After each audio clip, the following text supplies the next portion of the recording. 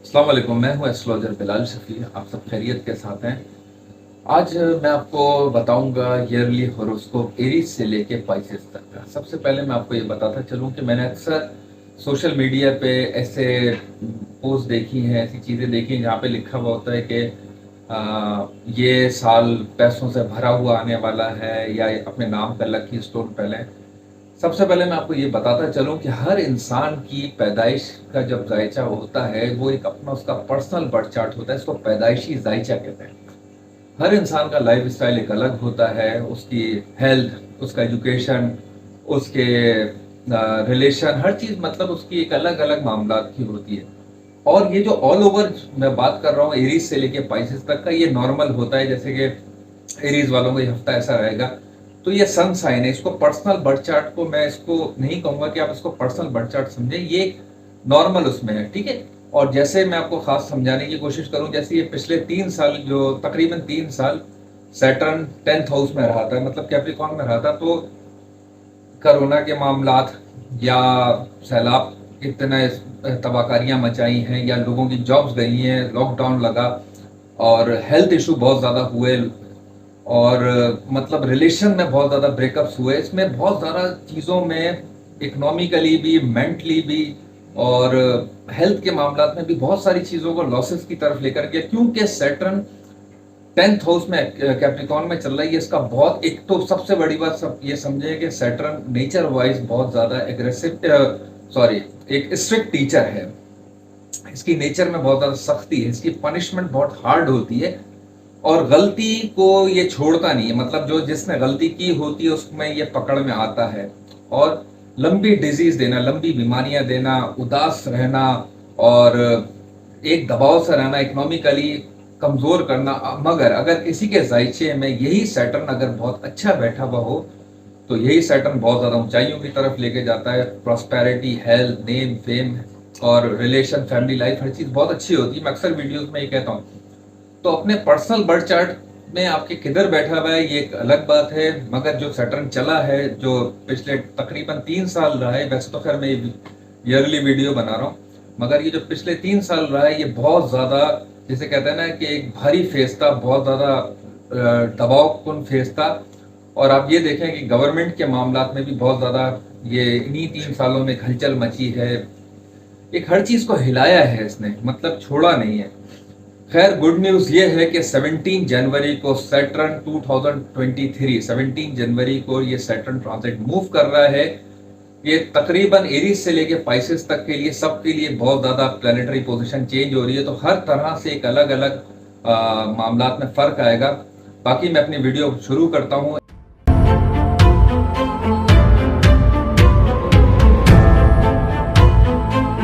अस्सलाम वालेकुम, मैं हूँ एस्ट्रोलॉजर बिलाल शफी।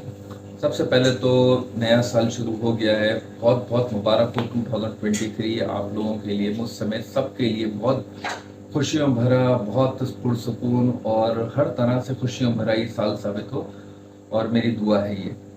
और सबसे मेन चीज़ मैं आपको बताऊं, ये एरीज से लेके पाइसेस तक की वीडियो तो मैं बताऊंगा ही, मगर मैंने इसको सोचा है कि मैं एरीज वालों की अलग बनाऊं, टॉरस की अलग बनाऊं, जेमिनी की, तो अलग अलग हिसाब से। तो मैंने एरीज के बारे में ईयरली बता रहा हूँ कि ये पूरा साल एरीज वालों का कैसा रहेगा। मगर इसको बताने से पहले मैं एरीज वालों को खास ये भी बताऊंगा कि इनके पिछले 2.5 साल, जो तकरीबन 3 साल ही कहूँगा जो रहे हैं, उसके बारे में भी थोड़ा सा मैं इनको बताऊंगा, ताकि इनको समझ में ये भी आए कि आगे क्या होने का है, इम्कान आते हैं।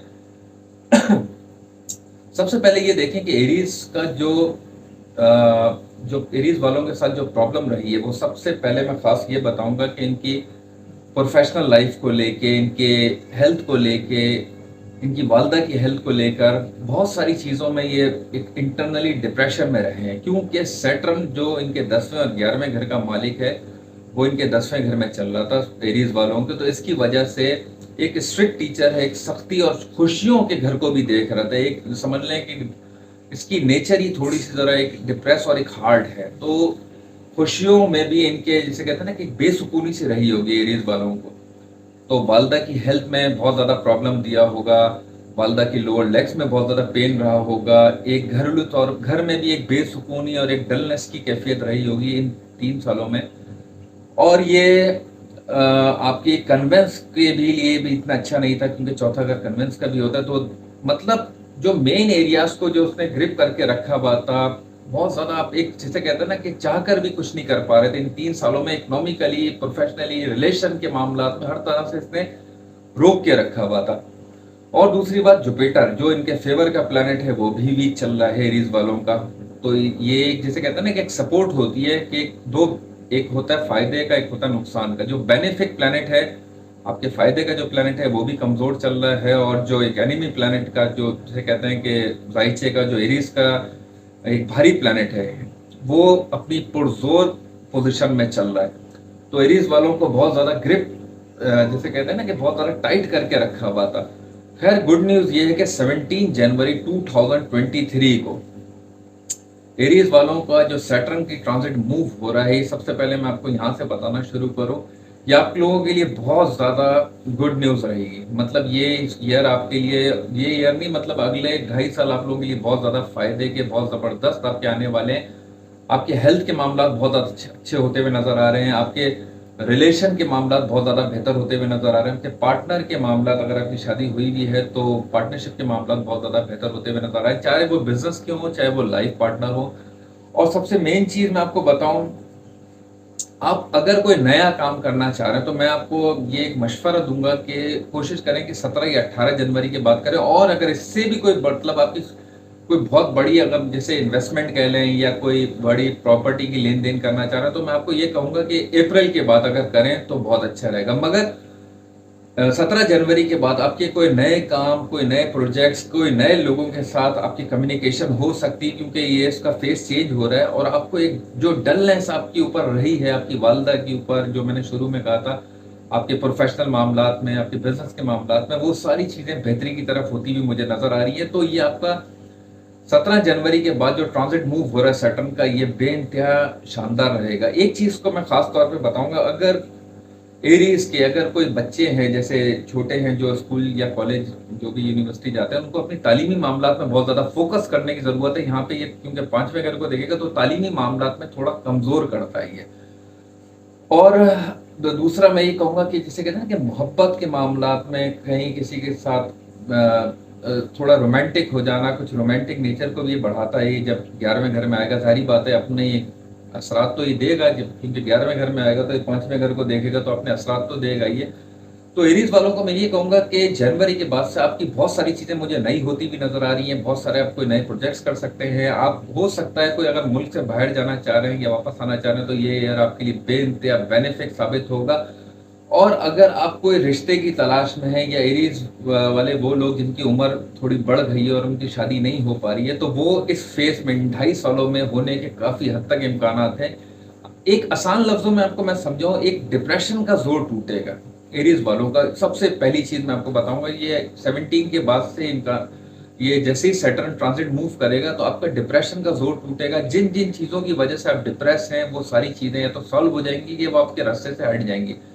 और वो बीमारियां जिनको आपको खुद को भी नहीं पता, कि एरीज वालों को मैं खास इसलिए समझा रहा हूँ कि जो वो बीमारियां जो जाहिर नहीं हो पा रही हैं, जिसकी वजह से वो उनकी इंटरनली हेल्थ कमजोर हो रही है, हार्मोनल डिजीज हो गई, स्किन की प्रॉब्लम हो गई, या ब्लड प्रेशर का अप एंड डाउन होना, या नर्व्स जिसे कहते हैं ना कि नर्वस सिस्टम का एक दबाव की कैफियत रहना, ये सारी चीजें पॉजिटिव होना शुरू हो जाएंगी। या वो जो मेडिसिन आपको सूट नहीं कर रही है, तो अब मेडिसिन सूट कर जाएगी आपको, क्योंकि इन 2.5 सालों में जैसे कहते हैं ना कि इतना टफ फेस था ये, कि जिसकी एरीज वालों को, और मैं लिब्रा वालों को खास बताऊंगा आगे वीडियो में, तो एरीज वालों के लिए बेनता एक हार्ड फेस था ये।